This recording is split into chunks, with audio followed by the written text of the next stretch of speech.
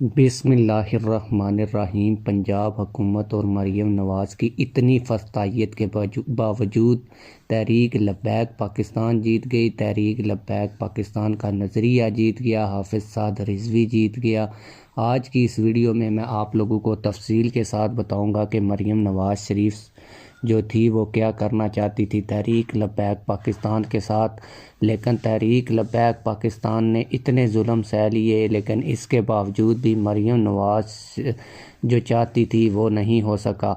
تو آج کی اس ویڈیو میں آپ لوگوں کو یہ ساری باتیں ڈیٹیل کے ساتھ بتاؤں گا، لیکن ویڈیو شروع کرنے سے پہلے آپ لوگوں سے یہی گزارش ہے کہ ویڈیو کو لائک کریں، چینل کو سبسکرائب کریں تاکہ ہماری ہر نئی آنے والی ویڈیو آپ لوگوں کو بر وقت ملتی رہے۔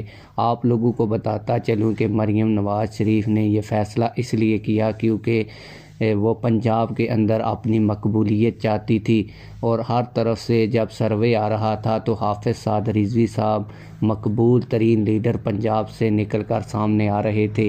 یہ جو چیز تھی یہ مریم نواز شریف کو بھا نہیں رہی تھی، اور اس نے کوشش کی کہ فستائیت کر کے تحریک لبیک پاکستان کو جو لوگ چاہتے ہیں یا تحریک لبیک پاکستان کے جو مرکزی قائدین ہیں ان کے اوپر فستائیت کر کے، ان کے گھر گرا کے، ان کے چادر اور چاردیواری کے تقدس کو پامال کر کے ان سے لا تعلقی کا اعلان کروانا۔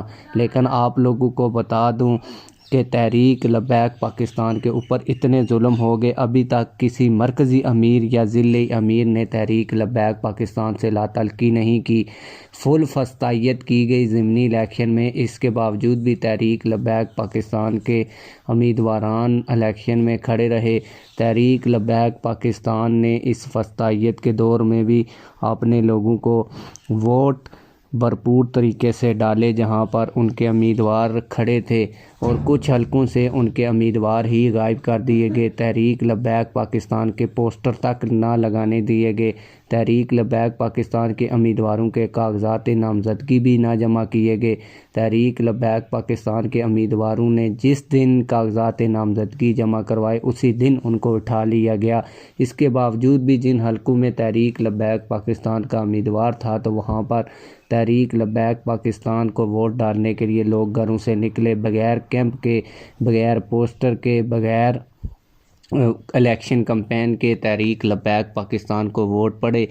اور آپ لوگوں کو بتا دوں کہ ابھی کچھ دن پہلے سروے آیا جس میں حافظ سعد رضوی ابھی بھی مقبول ترین لیڈر ہیں پی ٹی آئی کے بعد پنجاب میں۔